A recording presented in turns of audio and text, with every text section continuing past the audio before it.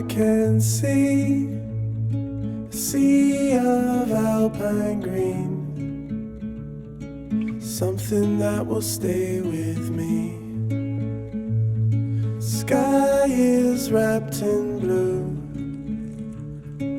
wish that I could share with you, like a photograph when times are good, when a flower begins to bloom.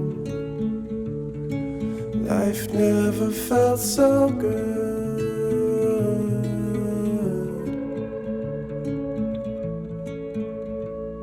You're far, but distance doesn't break your heart.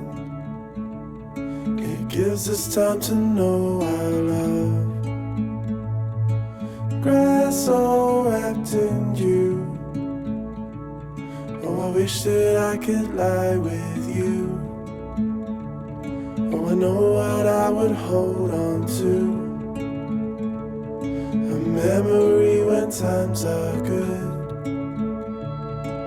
That's when I think of you. Good morning and welcome to the Return Homestead. My name is Mike and my wife Marty and I homestead 50 acres in southeastern Kentucky. Today we're back in our 2001 Fleetwood mobile home. We are doing a complete remodel and we're working in the kitchen. Last time we assembled this apothecary table for Marty, and today we're going to get the tile put on top of this thing.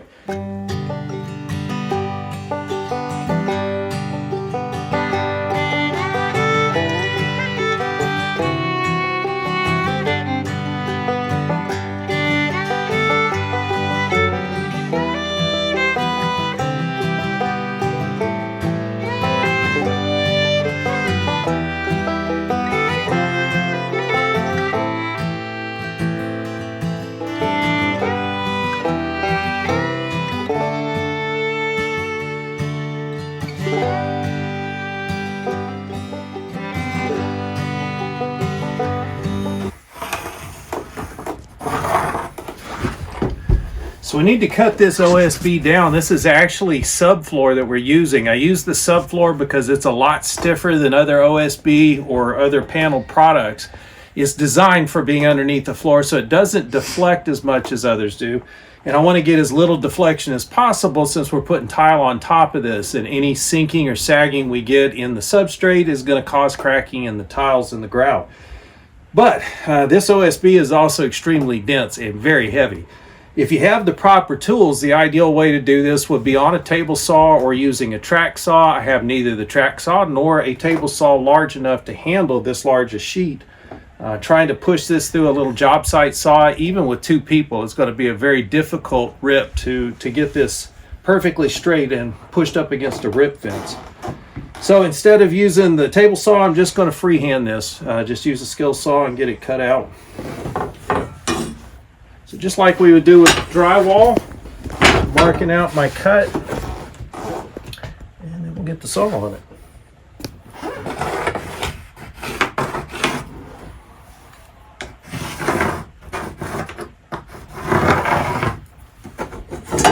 I did set my saw just a little bit more shallow than normal. Keep in mind that these little job site saws are designed for cutting 2x4s, so they'll cut easily through about 1.5 inches of material.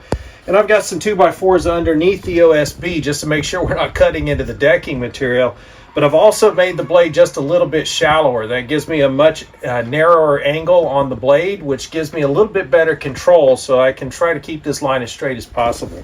Quick decision to cut this in the other direction, and it has to do with the thickness of the blade. The piece that I want to keep is on this side, and I want to be able to get the blade right up to the edge, and the edge of the blade is marked on the foot of the saw very clearly. If I use the other side of the blade, then I'm kind of free-forming here. I've got a nice straight edge to work with to line up with my line, so we're going to cut in this direction.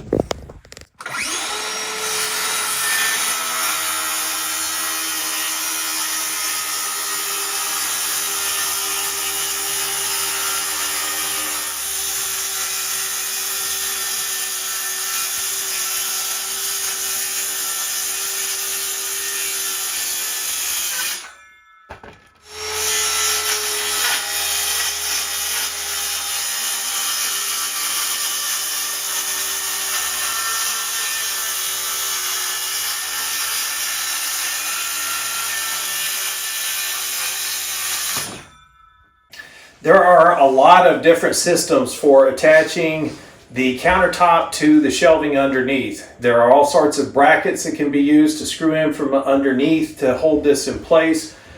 One of the things that I realized as we were putting this together is there's a good reason for those. If we now put screws down through the top of this OSB and then we put tile on top of this, I no longer have access to the screws, which means this is a permanent installation. If it's ever coming out, the only way it's coming out is in pieces. So make sure you've thought that through before you go putting screws down through the OSB and then putting tile on top. It is permanent once you put it in there.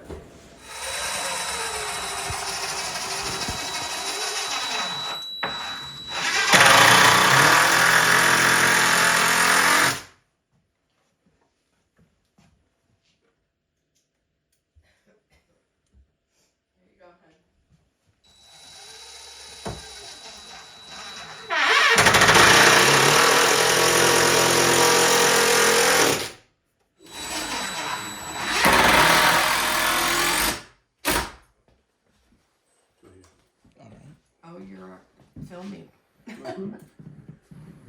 I'm assuming most of the audio is going to be cut out anyway.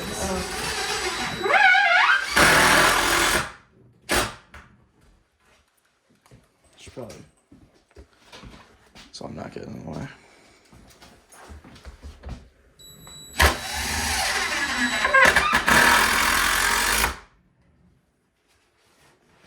Unfortunately, that's the only option I got. Yeah, tomorrow it's going to be 62. Nice.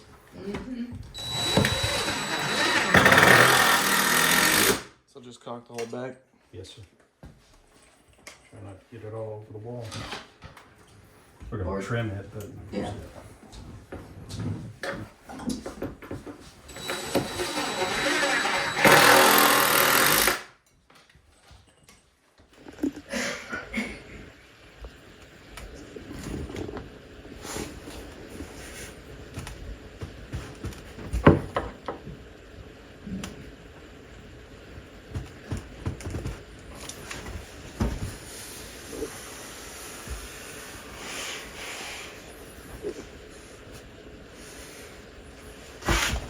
just trying to create a barrier here that's going to prevent thin set from getting in here and soaking into the drywall.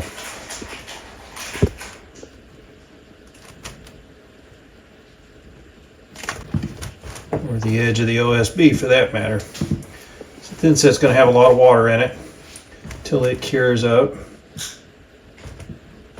So we're sitting here waiting for the caulk to dry so that we can go ahead and get the thin set put on. But that led me to thinking about exactly how I'm going to set the tile and what I'm going to reference off of for a straight edge.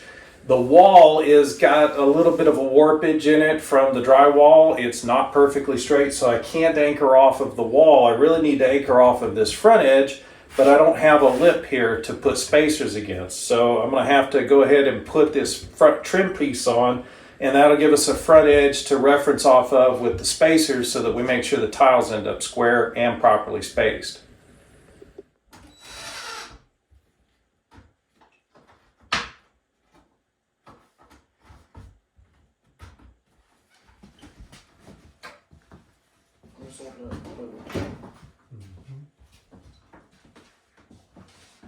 Good?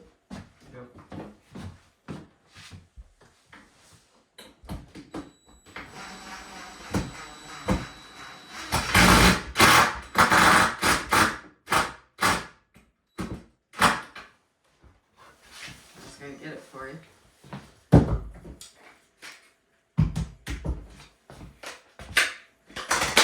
Whoa. Drunk.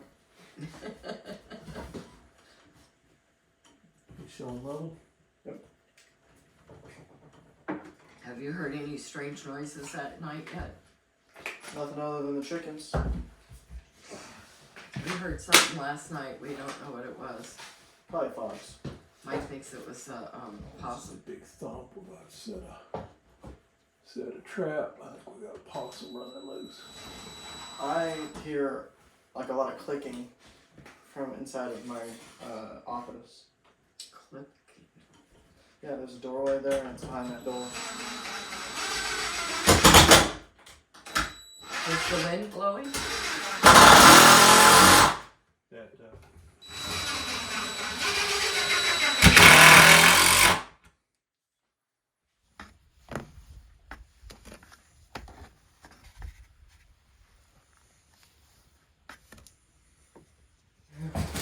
I got it.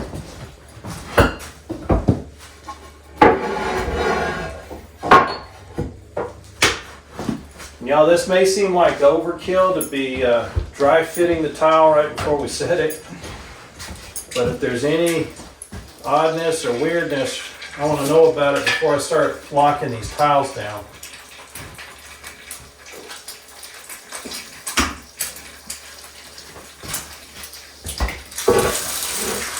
We trying to take this on there?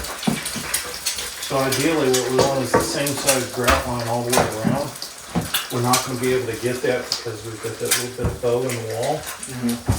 So we're trying to get Close as we can. everything spaced as close as we can. Okay, we go around this time.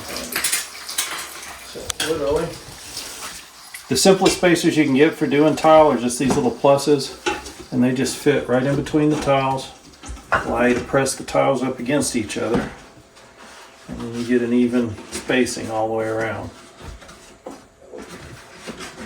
In theory.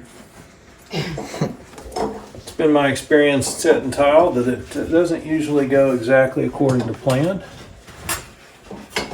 It's because you love it so much. I do enjoy tile setting, not. I think it looks like satisfying work. If you do it right.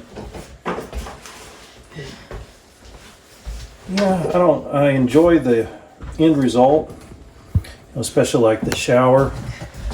Building a watertight space like that is just really cool. What we're really going to have to watch is here on this front edge. So I'm going to try to keep that consistent all the way along there.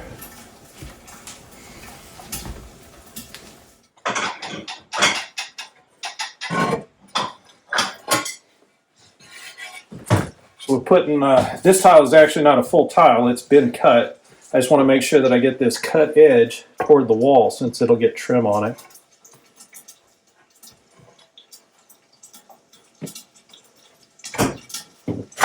Have a wide angle. So it Saturday should be is good. gonna rain, Just do it as you do. so we might have to go Wednesday afternoon.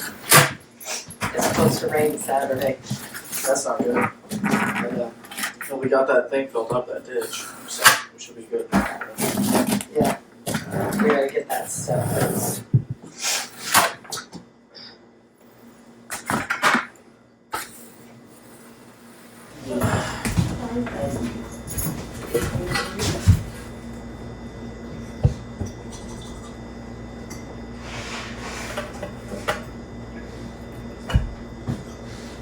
I just want to make sure there's no big lippage. Right. I'll get your flat towel. Thank you, Brandon. And put water in that. Huh? Put water in that. You got it.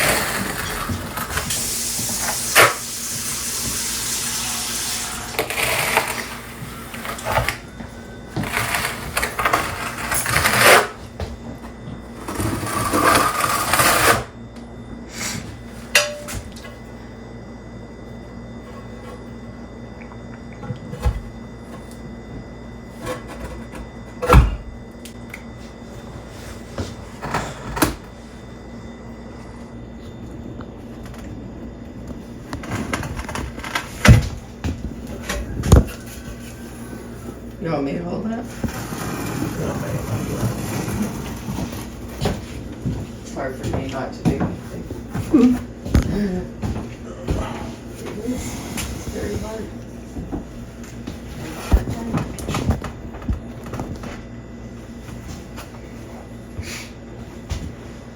I'm used to being in the midst.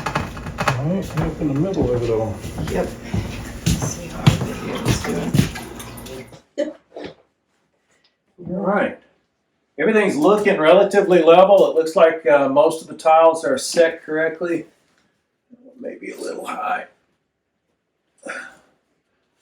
Just trying to make sure that we don't have one tile that's a lot higher than the tile next to it, so that you end up with this weird lip when you try to move things across the counter and it hits that edge where you're running the chance of chipping the glass off of the porcelain. So we don't want to chip the finish off, so we're trying to get these as level as possible so that when we grout it, we get a solid surface without any big ridges. I think that's about as good as we're going to get this one.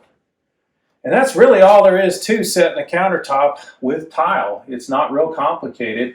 There's a little bit of wiggle room in all of this, so it's really more of an art form than it is a very precise thing to do. Take your time with it, and once you get everything set, trust yourself to leave it alone and let the thin set do its work.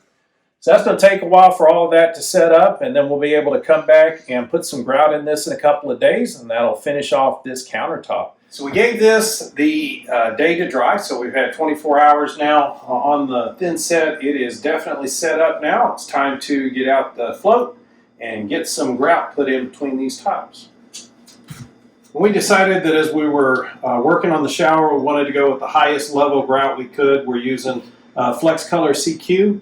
This is the most versatile and probably the most forgiving of the grouts that I've worked with. It is a little bit stiffer than most, so it can be a little bit difficult to get things to start going into the cracks. But it definitely seats up nice once it's in there.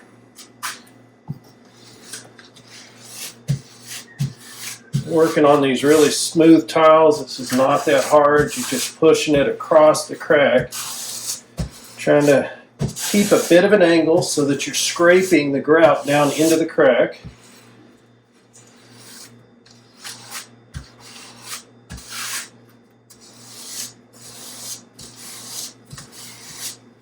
And I am pressing pretty good to make sure that gets down in there nice and deep.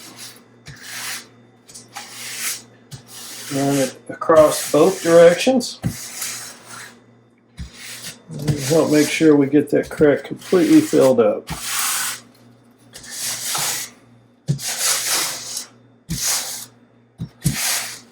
I'm also going to use the grout all the way out to the front edge here.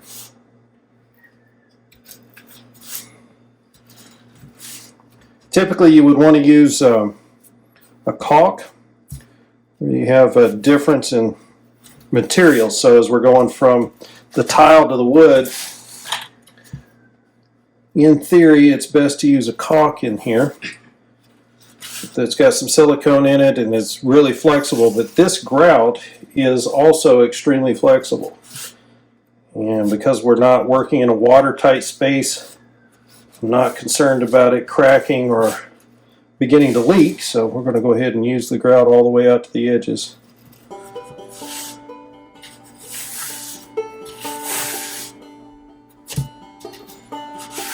Remember, all I want to do right now is get the grout into the cracks. We'll use the sponge to clean everything up.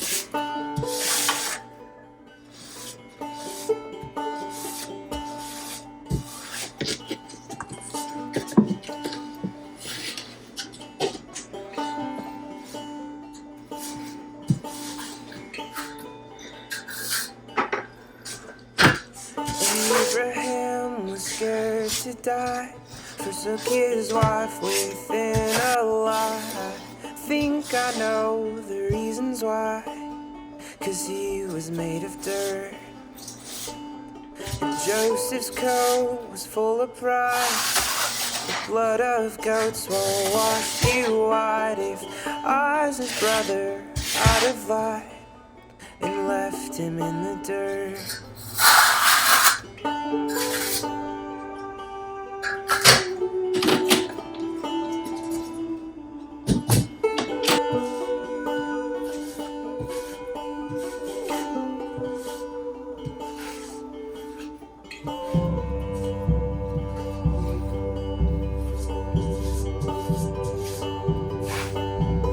Moses never entered in to lands he thought were promised him. He took his people round again to pick manna from the dirt. And Solomon became so wise with many wives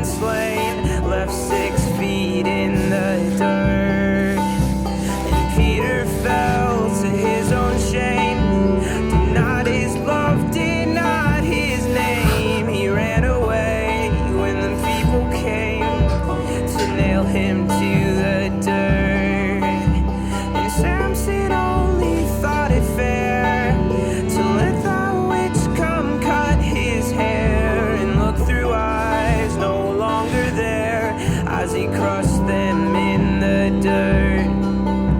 And Paul would sit upon his throne and kill us with the biggest stones and wrestle with a thorn unknown, a thorn up from the dirt.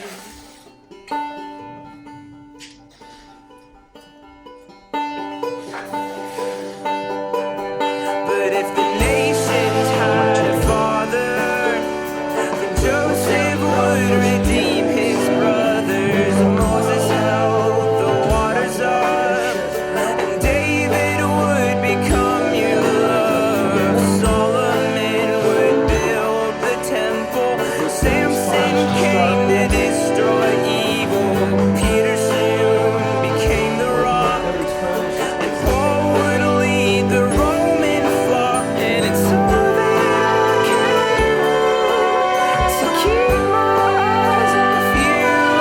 And it's all that I can do to keep me near.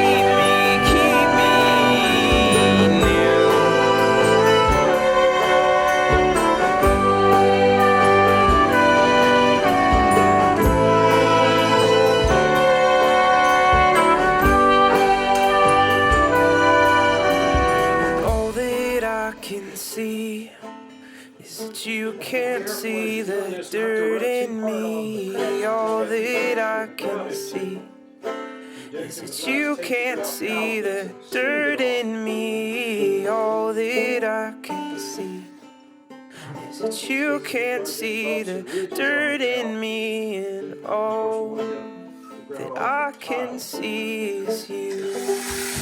The grout's intended to seal between the tiles, not to seal the tiles themselves up.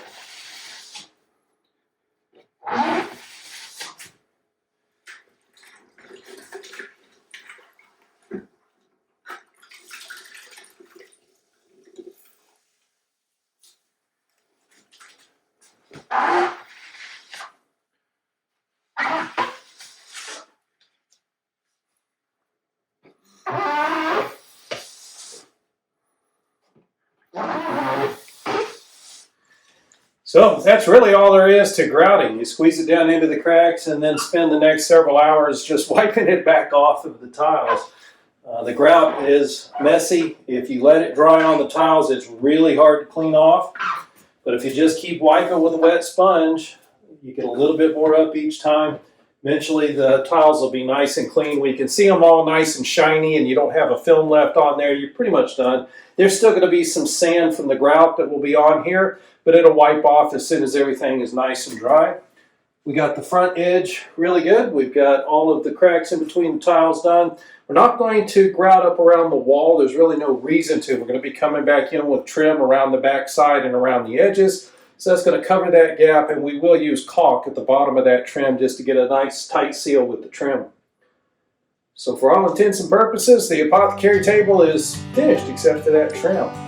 We do appreciate you joining us on the Return Homestead today. If you haven't subscribed to the channel, please take a moment to do so. And while you've got that window open, hit the thumbs up icon. That's going to let the algorithm know you enjoyed the video, and they'll share it out with more people. And we'll see you next time.